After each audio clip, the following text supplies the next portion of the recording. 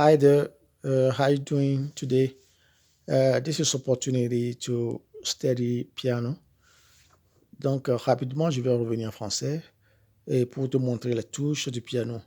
Euh, déjà, il y a deux groupes qui sont très visibles. Le groupe de deux touches noires, le groupe de trois touches noires. Les groupes de deux touches noires, et à leur gauche, il y a la note Do que je vais jouer avec le pouce déjà. Et au milieu des deux touches noires, j'ai le Ré que je joue au bout des doigts. Ouais, c'est comme ça qu'on joue. Au bout des doigts, je joue le Ré. Et c'est pourquoi il ne faut pas avoir aussi des ongles. Il faut toujours les tailler. À droite des deux touches noires, j'ai le Mi. Et c'est fini pour les trois. Je peux jouer déjà Do, Ré, Mi. C'est bien. Donc, je vais considérer maintenant les trois touches noires. À gauche des trois touches noires, j'ai le Fa. Au milieu des deux touches noires, j'ai le Sol. Au milieu des deux, euh, ok, je vais revenir pour ça, mais je n'ai pas bien indiqué cela. J'allais dire, au milieu des deux premières touches, des trois touches noires, j'ai le Sol. Maintenant, au milieu des deux dernières touches noires, des trois touches noires, j'ai le La. À droite des trois touches noires, j'ai le Si et le Do revient. Rapidement, nous allons remarquer que entre Mi et Fa, il n'y a pas de touche noire. Entre Si et Do, il n'y a pas également de touche noire. Donc voilà les deux.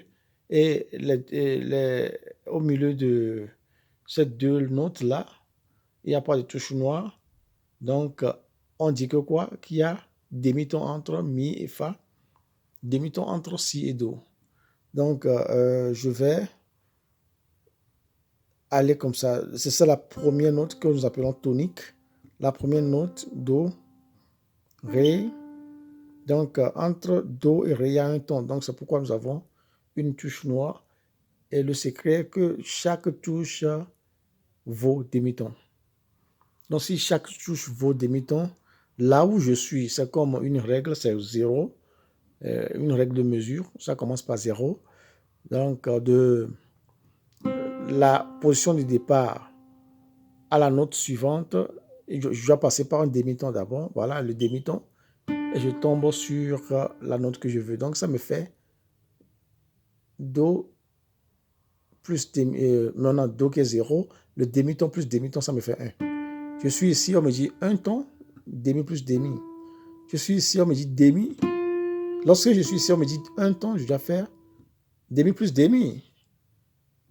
Mais maintenant, le piano est organisé, on appelle ça la gamme diatonique de Do. Donc, il y a dia qui veut dire 2, donc ça fait deux tons.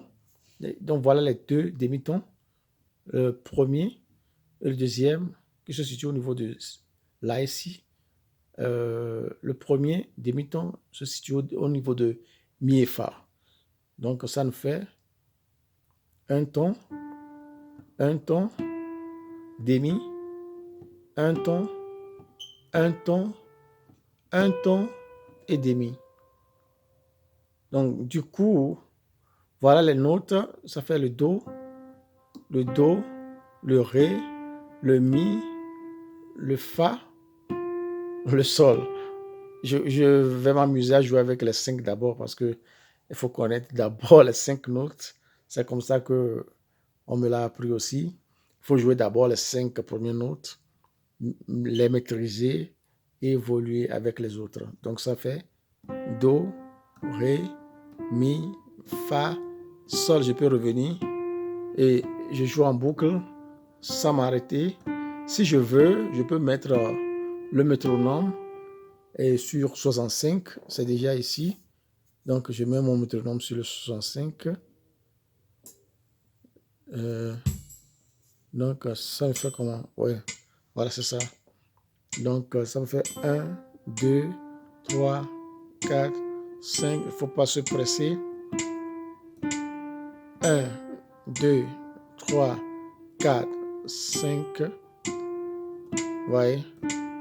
1, 2, 3, 4, 1, 2, 3, 4. Maintenant, c'est le tempo. 1, 2, 3, 4, 1, 2, 3, 4. Ça fait quoi?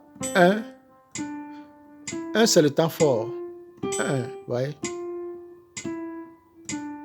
1, 3, 1, 3, 1, 2, 3, 4, 1, 2, 3. Voyez, le 1, c'est là où il y a la cloche. Voyez, pam, voyez. Donc, il faut jouer ça, c'est ça le temps fort. Le premier et le 3 sont le temps fort, le 2 et le 4 sont le temps faible. Donc, c'est bien. Je vais arrêter le métronome. Maintenant, qu'est-ce qu'on peut connaître aussi sur le piano et que ça peut être une bonne motivation pour le début, c'est de connaître les tierces de ton piano. C'est un coup condensé, les tierces. Les tierces, c'est nous appelons ça, bon, nous voulons dire, il y a entre les tierces 3 tons, je veux dire. Il y a 3 tons, voyez, de Do par exemple à Ré, et ça fait un ton, de Ré à Mi, ça fait 2 tons. Donc il y a au moins 2 tons ou un ton et demi pour avoir une tierce.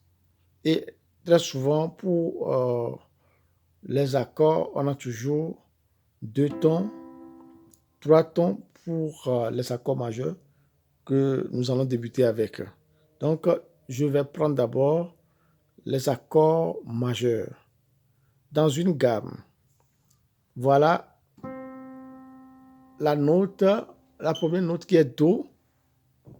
Il y a 8 notes qui commencent par le Do et qui se terminent par la même note, mais à une octave. Donc, ça me fait 1, 2, 3, 4, 5, 6, 7, 8. Donc, ça nous fait alors Do, Ré, Mi, Fa, Sol, La, Si, Do.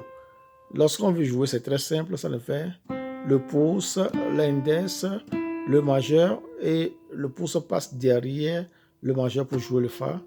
Et on continue, on doit avoir le Sol, le La, le Si et le Do. Et on revient de la même façon. Maintenant, c'est le majeur qui passe au-dessus du pouce pour jouer le Mi, le Ré et le Do. Ouais, c'est très simple. Ça, c'est pour la main droite. La main gauche, il fallait finir les 5. Donc, ça fait 5, 4, 3, 2, 1. Parce que c'est toujours le 5. On le considère toujours comme le 5, l'auriculaire. Et maintenant, le majeur passe au-dessus du pouce pour jouer le La. Maintenant, l'index, le Si. Et le Do, le pouce revient. Donc, ça fait... Il ne faut pas se presser au début. Et je peux revenir. Exactly. Now, si nous voulons parler des accords, on doit avoir dans chaque gamme au moins 3 accords majeurs. Donc, la première note qui est Do constitue la racine du premier accord. Et 1, 2, 3, 4. La quatrième note dans une gamme constitue la racine de notre second accord majeur. Et Sol, qui est la 5e note de la gamme, constitue la racine de notre 3e accord. Donc, nous aurons accord de Do, accord de Fa et accord de Sol qui seront des accords majeurs. Bon, maintenant, l'accord de Do sera composé de 2 tierces. Il faut simplement compter un ton pour avoir la première tierce. Maintenant, un ton et demi. Demi plus demi, ça fait un ton. Plus demi, ça fait un ton et demi. Donc, ça tombe sur le Sol. et on a une tierce. Vous voyez, c'est très simple. Ou soit, ce que les gens disent disent de compter par exemple à partir de Do, 1, 2, 3, 4, 5, et maintenant à partir de là où tu es tombé, tu comptes 4, 1, 2, 3, 4, et tu as un accord. Et c'est l'accord majeur dont on parle. Et donc, j'ai joué avec le pouce, j'ai joué avec le majeur, j'ai joué avec l'auriculaire. Je peux faire la même chose avec la main gauche. Je vais jouer, ça c'est le 5, plus l'auriculaire, tu joues le 5, le pouce, tu joues le 1. Donc ça me fera 1, 2, 3, 4, 5 et 1, 2, 3, 4. Donc j'ai un accord de Do également ici. Vous voyez, j'ai joué avec le pouce de doigt, avec le bout des doigts. Vous voyez. Ouais, donc n'oubliez pas que